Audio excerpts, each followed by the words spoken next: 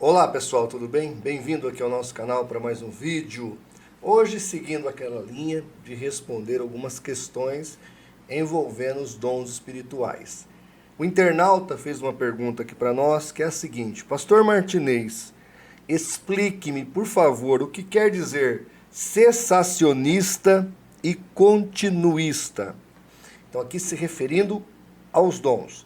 Se Deus permitir, neste vídeo falaremos desta temática. Gente, neste mês de dezembro eu quero convocá-los a estar conosco aqui num sorteio maravilhoso que vamos fazer aos nossos inscritos lá no Apoie-se do CACP. Você que entende o valor do nosso trabalho e do nosso ministério e se inscreveu ou pretende se inscrever lá no canal do Apoie-se. Todos os meses, no final do mês, no dia 30, nós fazemos um sorteio de material apologético. Neste mês de dezembro, nós vamos sortear essa belíssima coleção sobre a enciclopédia da vida de Jesus da Central Gospel. Já que é Natal, estamos aí num mês que há uma reflexão sobre o nascimento de Jesus. Então a enciclopédia sobre a vida de Jesus será sorteado, além de 3 kits de livros do CACP. Então, por favor, participe do nosso ministério, se inscreva no Apoie-se. Também, pessoal, tem o aplicativo do CACP, totalmente gratuito para todas as plataformas de celulares, e o nosso canal aqui para você se inscrever, caso você ainda não é inscrito. Ok? Vídeo rápido hoje, objetivo. O internauta então quer saber o que é cessacionismo e o que é continuismo. Então, de maneira bem pragmática, bem objetiva, vamos entender os termos. Cessacionismo é aquela ideia de quem acredita que os dons cessaram. Com a morte de João, o último apóstolo, no ano 99 da era cristã, os dons então teriam cessado, teriam se extinguido junto com a morte de João. Aconteceu lá na época de Jesus, no ministério dele, no início da igreja, mas com a morte de João, findou-se os dons, a manifestação do Espírito Santo, de maneira a dispensar dons na vida da igreja, cessou. Qual é o texto que eles usam? E depois eu vou fazer um vídeo só para explicar esse texto. 1 Coríntios capítulo 13, quando fala do amor. Aí eles falam que haveria de vir um que seria perfeito e então os dons cessariam. E eles entendem, na cabeça dos cessacionistas, que Paulo estaria se referindo à palavra de Deus. Logo, João escreve o último livro, que é o de Apocalipse. Morrendo João e deixando o Apocalipse escrito, findou-se todas as manifestações de dons na vida da igreja. Então, essa é a visão cessacionista. Outra coisa que eles alegam, e que eu já expliquei no outro vídeo que eu fiz, é que quem tem o dom na cabeça dos cessacionistas é uma pessoa que tem o poder, por exemplo, o dom de cura. Ele tem o poder de curar quem ele quiser, na hora que ele quiser. Eu já deixei explicado isso no outro vídeo que eu fiz. O que não é correto, essa afirmativa. Não tem parâmetro bíblico. Não tem nenhuma estribeira bíblica para dizer, olha, realmente é isso porque está escrito. Não, isso não existe. Você, em nenhum momento da história bíblica, vai encontrar alguém dos profetas, mesmo Jesus, mesmo os apóstolos, manipulando do jeito que queria os dons do Espírito Santo. Tá certo? E nós explicamos por quê, lá no outro vídeo. É o que está em 1 Coríntios 12, 7. A manifestação é do Espírito. O que são os continuistas? Aí é o outro grupo. E aqui eu preciso deixar claro que esses grupos têm subdivisões. Eu não vou entrar aqui no mérito, porque senão o vídeo ficaria muito longo.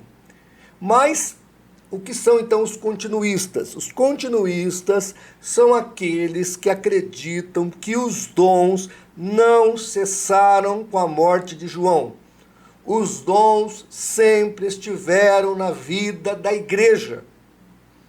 Os continuistas olham para a Bíblia, principalmente para os 27 livros do Novo Testamento, e não encontram parâmetros para dizer, olha, morreu João, os dons cessaram. Está escrito aqui. Isso não existe no Novo Testamento. Logo, os continuistas entendem que os dons continuam em vigência na vida da Igreja de Jesus. Isso é muito importante nós entendermos. Agora, entre os continuistas, existem dois grupos, pelo menos, que nós precisamos destacar aqui para você entender. Existem os continuistas que acreditam que o dom de línguas é aquela língua que está lá em Atos 2. Então, de uma maneira sobrenatural, vindo o Espírito Santo sobre aqueles apóstolos, eles falaram idiomas que eles não conheciam e falaram da grandeza de Deus. Esses continuistas acreditam que esse dom espiritual do Espírito Santo, na questão das línguas, refere-se apenas a dons naturais dados de maneira sobrenaturais.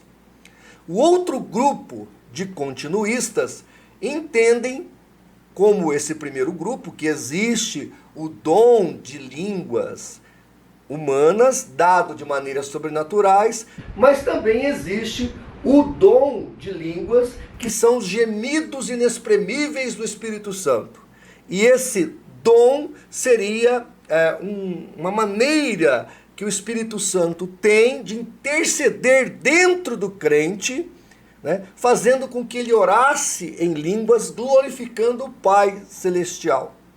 Ou seja, não é uma língua humana, é uma língua do Espírito Santo de Deus, é uma língua divina, é uma língua que parte de dentro do homem em gemidos inexprimíveis, glorificando o Pai eterno.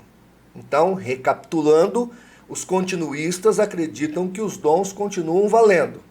Eles se dividem em dois grupos na questão das línguas. Um grupo acredita que a língua que o Espírito Santo dá aos crentes é a língua natural, dada de forma sobrenatural para pregar o Evangelho. Então, se eu encontro um russo aqui, eu não sei falar russo, o Espírito Santo pode usar a minha vida e, de repente, eu falo algumas palavras em oração em línguas, mas essa língua é russa e o russo, então, se converterá. Essa é uma cosmovisão. A outra, além de crer nessa, entende que esses gemidos inexprimíveis do Espírito seria o jeito do Espírito Santo mover dentro do crente, falando ele novas línguas e glorificando o Pai Celestial através da vida do vaso, do servo. Esses é o segundo grupo, que seriam os pentecostais mais clássicos. Aí depois nós poderíamos subdividir, porque aí tem os neopentecostais com algumas inovações que não vou entrar aqui especificamente, porque eu estou falando apenas de termos mais tangíveis. Se eu entrar para a linha do neopentecostalismo, fica difícil, porque cada um tem uma interpretação, muita coisa é mito, muita coisa é mais folclore do que teologia, então estou me restringindo aqui apenas a comentar assuntos teológicos, tá bom? Então, tá aí de maneira superficial, você tem o que é o cessacionista e o continuista.